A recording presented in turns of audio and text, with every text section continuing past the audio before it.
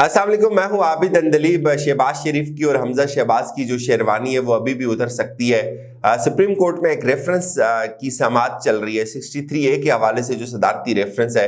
5 रुकनी larger bench इस reference को सुन रहा है। इसमें आज अली जफर जो तहरीक इंसाफ के वकील थे उनके दलाइल थे, उसके बाद मखदूम अली खान नून लीग के जो वकील उनके दलाइल थे। तो बड़ी एक ज़बरदस्त डिस्कशन वहाँ हुई, उसका कुछ अहवाल आपके सामने रखते हैं।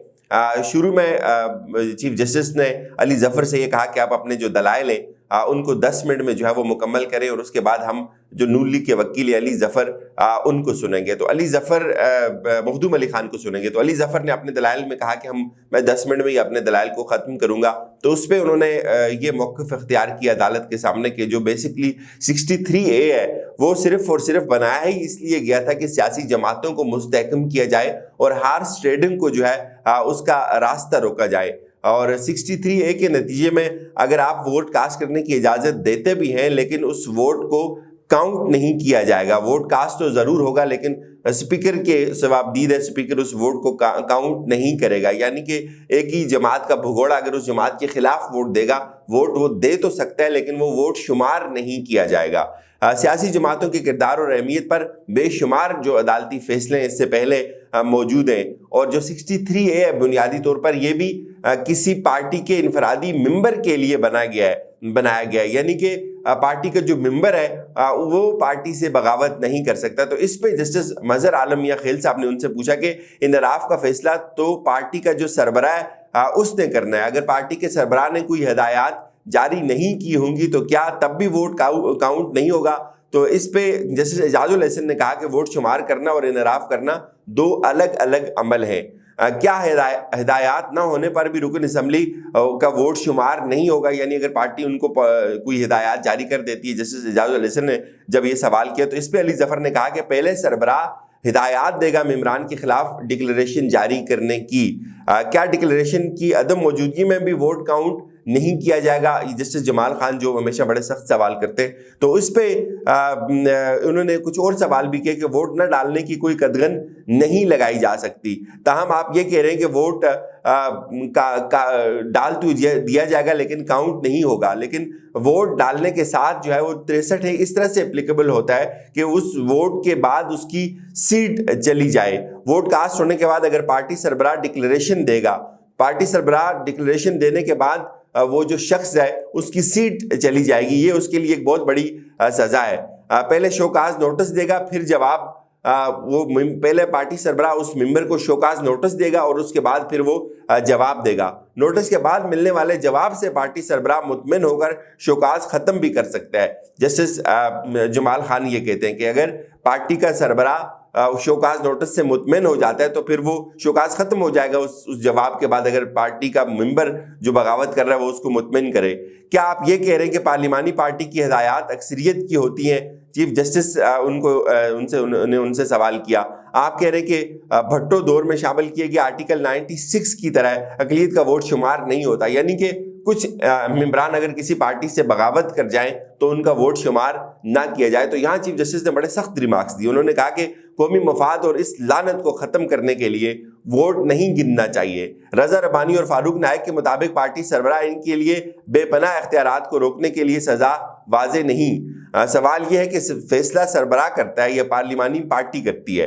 एजाजुल हसन साहब ने यह सवाल किया। फिर पार्लिमानी पार्टी में फैसला साजी का क्या तरीकाकार होता है? सियासी पार्लिमानी जमात का आइन किस तरह से इसको आगे चलाता है? तो इस पर अली जफर ने कहा कि हर जमात का एक आइन होता है और हर सियासी जमात जो है वो उसमें अक्सरियत का फैसला जो है वो सुना जाता है। तो जस्टिस जमाल खान ने सवाल किया कि क्या सियासी जमात इस कैंसर का इलाज खुद नहीं कर सकती?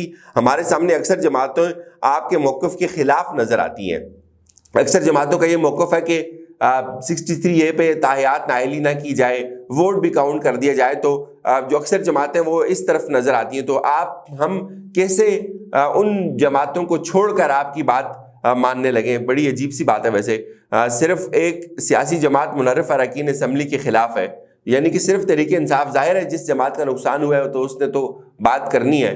और अनफॉर्चुनेटली ये चीज़ भी अदालत में देखने को मिल रही है कि एक तहरीक इंसाफ जो है वो खड़ी होकर अदालत से اصول کی بات کر رہی ہے اور باقی ساری جماعتیں کہہ رہی ہیں ٹھیک ہے ہارس ریڈنگ بھی ہونی چاہیے, ضمیر فروشی ہونی چاہیے, پارٹیاں ٹوٹتی ہیں تو بے شک ٹوٹ جائیں, اور یہاں ان کو جمہوریت ویسے نظر نہیں آتی, یہاں ان کو جمہوریت فلاپ ہوتی ہوئی نظر نہیں آتی. باہر عوام کے سامنے بڑا رونا روتے ہیں جمہوریت کا, یہاں خود یہ جمہوریت کی بےخنی کر رہے ہیں, خود جمہوریت کا گلا کاٹ رہے ہیں. آئین میں 63A شامل کرنے کا مقصد انحراف کے کیسز کو ختم کرنا تھا, اعجاز الحسن نے کہا. عدالت نے پی ٹی آئی کے وکیل علی ظفر سے جو باقی جو چیزیں انہوں نے کہا کہ میں لکھ کے دینا چاہتا ہوں, تو انہوں نے کہا جی آپ ٹھیک ہے ہمیں لکھ کے دے دیں. تو اس کے بعد پھر کاف لیگ کے جو وکیل تھے اظہر صدیق صاحب, انہوں نے بھی زیادہ تر دلائل جو تھے وہ علی ظفر کے ہی اپنائے, اور اس کے بعد مخدوم جو علی خان ہے وہ آئے نون لیگ کے وکیل, انہوں نے کہا جی کہ میں 1 گھنٹے کے اندر اندر اپنے دلائل ختم نہیں کر سکتا, آپ مجھے زیادہ ٹائم دیں. تو پھر عدالت نے کہا جی کہ ہمارے پاس اتنا ٹائم نہیں ہے, ہم نے اس فیصلے کو جو ہے وہ جلدی سننا ہے. تو انہوں نے کہا جی 24 مئی کو میری باہر سے واپسی ہوگی اور اس کے بعد جو میں اپنے دلائل جو ہے وہ مکمل کروں گا. تو عدالت نے کہا کہ آپ کچھ خلاصہ بتا دیں ہمیں. تو اس پہ انہوں نے خلاصہ اس طرح سے بتایا کہ کسی بھی پارٹی کا جو MNA ہوتا ہے اس کی کوئی مدت نہیں ہوتی, مدت بنیادی طور پہ اسمبلی کی ہوتی ہے. عدالت کے سامنے اب کوئی ایسا مواد بھی نہیں ہے کہ اراکین کیوں منحرف ہوئے, یعنی کہ انہوں نے کوئی رشوت نہیں لی, نہ رشوت کے کوئی ایسے شواہد ہیں, رکن کیوں منحرف ہوا یہ شواہد دینا بھی اس کا کام نہیں ہے. تو یوں یہ جو بات کی جاتی ہے کہ اس کو تاحیات نااہل کر دیا جائے, یہ بات سمجھ نہیں آتی.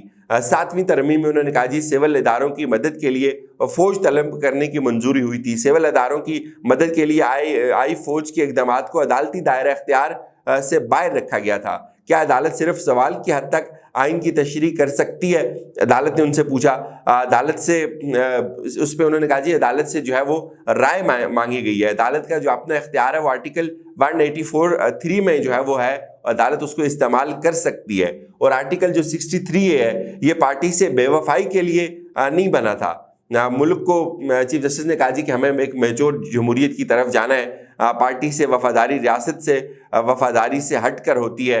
عزت کا راستہ یہی ہے کہ منحرف رکن جو ہے وہ استعفیٰ دے کر گھر چلا جائے. سیاستدانوں کو قربانیاں دینی ہوگی, اور پھر کیس جو ہے یہ آگے چلا گیا. اس میں بڑی امپورٹنٹ چیزیں کچھ یہ ہوئیں کہ ایک تو ڈسکشن ابھی جاری ہے جو منحرف اراکین ہیں ان کی نااہلی کی طرف, اور دوسری ڈسکشن یہ جاری ہے کہ وہ نااہل کب ہوں گے. آیا کہ جب وہ پارٹی کے خلاف ووٹ دے دیں گے تب وہ نااہل ہو جائیں گے, یا وہ ان کا ووٹ کاؤنٹ ہوگا تب وہ نااہل ہو جائیں گے. تو یہ 2 جگہوں پہ چیز رکی ہوئی ہے.